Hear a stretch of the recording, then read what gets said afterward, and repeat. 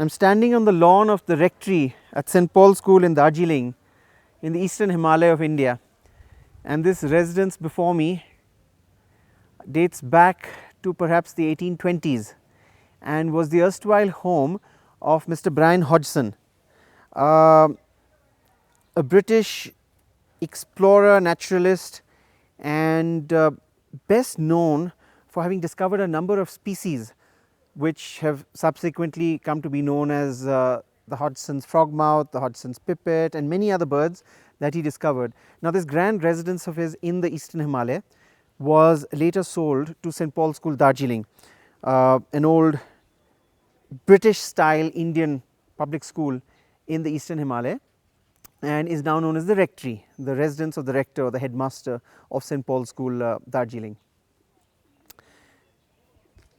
And this garden here has some absolute jewels from the eastern Himalaya and some trees and plants from the wider Himalayan region, and some even possibly from Europe. Now, this tree at the corner here with the broad leaves is a Magnolia campbellii. Now, the Magnolia campbellii is named for Campbell, who was another British botanist and explorer who discovered a number of species here in the eastern Himalaya.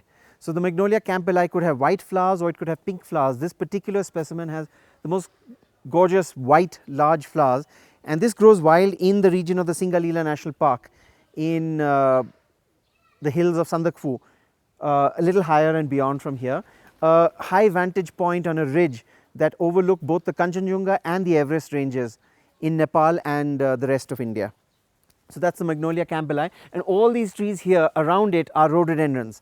The Rhododendron arboreum, the tree rhododendron of the Himalaya, this tree right here above me, the Rhododendron arboreum, the gloriously large red flowering burash or guras of the Himalaya, the most common tree rhododendron found from the western Himalaya to the eastern Himalaya.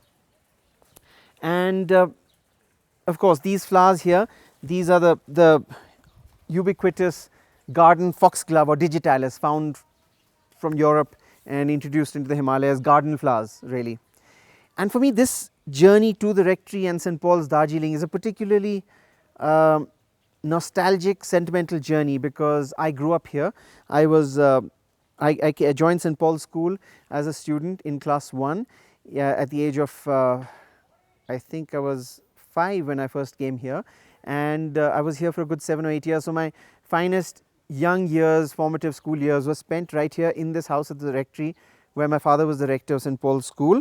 And this particular journey back to St. Paul's School and Darjeeling takes place after a gap of 31 years. So, I have been away from Darjeeling for 31 years, and I am coming back to see many of the trees and plants I knew when they were much younger and I was much younger, and many of those trees and plants having been planted by us. Now, this tree here is a larch.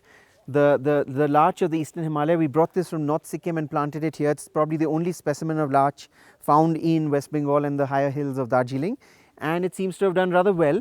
It is not a natural tree to this climate. It is a very high altitude tree from North Sikkim. So, it would do better at 12 or 14 or even 15,000 feet, and we are here at a height of 7,500 feet.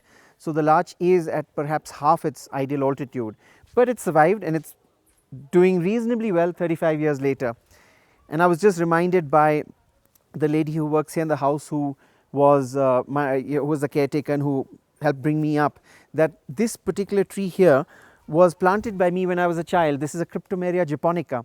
It's a native of Japan, and it was planted by me perhaps 35 or 36 years ago. So, this tree right here is a fine specimen of the Cryptomeria japonica, and it's doing well. Locally we call it dhupi over here, and it's survived all these years. So, it's good to see trees and plants that one has grown up with and been familiar with doing well, flourishing, and after a gap of 31 years, that is a particularly nostalgic journey that I am on.